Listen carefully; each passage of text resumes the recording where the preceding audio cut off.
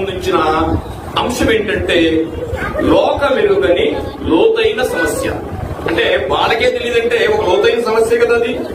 ఆ సమస్య ఉందని కూడా వాళ్ళు గుర్తించలేనంత పరిస్థితిలో ఆ సమస్య ఉంది. ఆ సమస్య ఎవరికి తెలుస్తుందంట? బైబిల్ పట్టుకున్న వారికి తెలుస్తుందంట. ఇంకోటి కూడా చెప్పేస్తాను, ఏమనుకోకపోతే బైబిల్ పట్టుకున్నంత మాత్రం తెలియదండి. బైబిల్ మీద పట్టుంటేనే తెలుస్తుంది. మొహమాట పడదు మనం, అందులో వెళ్ళిపోవడమే. దులుపు తీసుకొచ్చేవాడికి కుదరదు. ఆదివారం నాడు దులుపు తీసుకొస్తాం కదా, సమస్య తేలదు.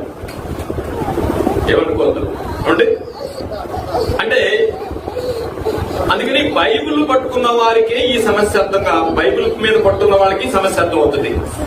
అలాంటి సమస్య ఈ రోజు మనం ముందు వచ్చిన దేవుడి సమస్య అంశం ఏంటంటే లోకమెరుగని లోతైన సమస్య ఏమిటి?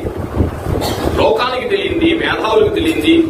మేధావులు కూడా ఈ సమస్యని దాన్ని ఒక మేధామదనంలో రాంది ఏంటని ఈ సమస్యని అనుకుంటే మనం ఆలోచించగలిగితే చిన్న విషయం చెప్తాను. ఈ మధ్యకాలంలో కోవిడ్ దగ్గర నుంచి మనకు ఒక ఆనవాయితీ వచ్చింది ఏంటంటే, మీకు ఏదైనా మందు తెలిసిందనుకోండి అంటే వాట్సాప్ చేసేస్తారనమాట. ఇలాగా వాడండి, అలాగ వాడండి. అసలు నీకు తెలుసో లేదో అది అనవసరం. ఎవరో పెద్ద ఆయన పంపించాడు, ఆయన బాగా తెలుసుంటారు కదా, అందుకే మనం పాస్ చేస్తాం. ఒక్కొక్కసారి ఆ దరిద్రం బాగేస్తుంటారు మనుషుల్లో. అది మంచో చెడ్డో తెలియదు. నీకు ఎవరో చెప్పారు, నువ్వు ఎవరికో పంపించేస్తావు. ఇప్పుడు నేను సమస్య గురించి చెప్తాను, ఆ సమస్య మీరు ఏమైనా వాట్సాప్ చేయగలరా? ఆ సమస్యని నేను చెప్తాను. మన సమస్యలు వచ్చాయంటే అన్నీ ఏం చేస్తామండి, వాట్సాప్ చేస్తాం. ఇది ఇలా వాడండి, అది అలా వాడండి, వైరస్ వస్తుందంటే ఇది వైరస్ వస్తుందంటే. ఇంకోటి గాడ్ బుక్ అన్న మానేస్తాం కానీ ఫేస్బుక్ కావు. మనం అసలు ఫేస్బుక్కి వెళ్ళకపోతే నిద్ర కూడా పట్టదు, గాడ్ బుక్ వెళ్ళకపోయినా. ఇప్పుడు నేను చెప్పే సమస్యని ఒకవేళ మీకు ఏదైనా తోయగలిగితే ధైర్యం ఉంటే కొంతమందికి పాస్ చేయండి. విన్న తర్వాత వాట్సాప్ లో మందులు షేర్ చేస్తుంటాం కదా మనం, అలాగా ఈ నేను చెప్పే సమస్యను కూడా చేయండి. ఒకసారి ఈ సమస్య గురించి అండి ప్రతిరోజు మనకు ప్రసారం అయ్యే టీవీ ఉంటది, వాట్సాప్లు ఉంటాయి, న్యూస్ ఉంటది, పేపర్లు ఉంటాయి. ఆ పేపర్లు ఎక్కడ కూడా ఇదో సమస్య ఉందని మీరు వినుండ్రు, నాకు తెలిసి మీరు వినుండ్రు.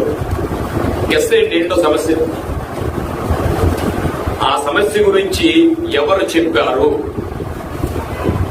ఎప్పుడు చెప్పారు, ఎవరెవరికి చెప్పారు, ఎందుకు చెప్పారు అనేది తెలియాలంటే పిల్లరా అర్జెంట్ గా మనం జీవ గ్రంథాన్ని ఓపెన్ చేద్దాం. ఆది కాండము 4వ అధ్యాయము 7వ వచనం. నీవు సక్రియ చేసిన ఎడల తలనెత్తుకునవా, సక్రియ చేయని ఎడల వాకిట ఏం పొంచి ఉండదంటండి, పాపము పొంచి ఉండును. అండి ఆదాము గారు చూపిన అవిధేయత వలనండి పాపం ఈ లోకంలోకి వచ్చింది కానండి. ఇంతకు పాపం అనే మొదట ఈ పదాన్ని పరిచయం చేసింది ఈ వాక్యమేనండి.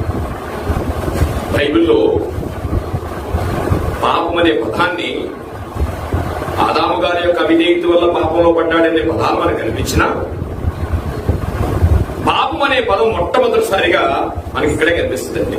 దేవుడు ఎవరికి పరిచయం చేస్తున్నాడు, ఎవరితో చెప్తున్నారు ఈ విషయాన్ని, ఎవరు చెప్తున్నారు, ఎవరికి చెప్తున్నారు, ఎందుకు చెప్తున్నారు, ఏం జరిగిందని ఇది సమస్యగా చెప్తున్నాడు అనేది మనం ఆలోచించగలిగితే కొంచెంది దానికి ఏముంటదట, నీ ఎడల దానికి వాంఛ కలుగును.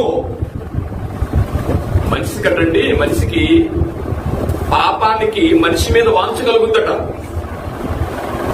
దానికి చాలా ఇష్టం మనిషి అంటే. మొట్టమొదటిసారిగా ఇదే వాక్యంలో ఆ సమస్య మనకు కనిపిస్తూ ఉంటుంది. ఎవరితో మాట్లాడుతున్నాడంటే కయ్యను గారితో మాట్లాడుతున్నాడు. ఆయన అంటున్నాడు, నేను మాట్లాడిన అంటే అడుగుచున్నది ఈ సమస్యని పరిచయం చేసిన సాక్షాత్తు దేవుడే. ఎవరికి పరిచయం చేస్తున్నాడు? మొట్టమొదటిసారిగా ఈ ప్రపంచానికి చేసిన మొట్టమొదటి కుమారుడండి, మానవ జాతికి మొదటి కుమారుడు. అలాంటి కుమారుడికి ఇదిగో భయంకరమైన ఈ సమస్యని పరిచయం చేస్తూ, కయ్యను నీకు తెలియదు. మీ నాన్న ఏం చేశాడు తెలిసిన? అవిధేయత వలన ఈ లోకానికి తెప్పించాడు. దాని గురించి నీకు తెలియదయ్యా. ఇది సమస్య. లోకం పెరిగిన లోతైన సమస్య ఏంటంటే పాపము. ఈ సమస్య గురించి ఆలోచిస్తున్నాం మనం. ఇదో సమస్య ఉందని తెలుసా? అక్కడ ఏం చదువుకున్నాం మనం? 3వ మత్తయి సువార్త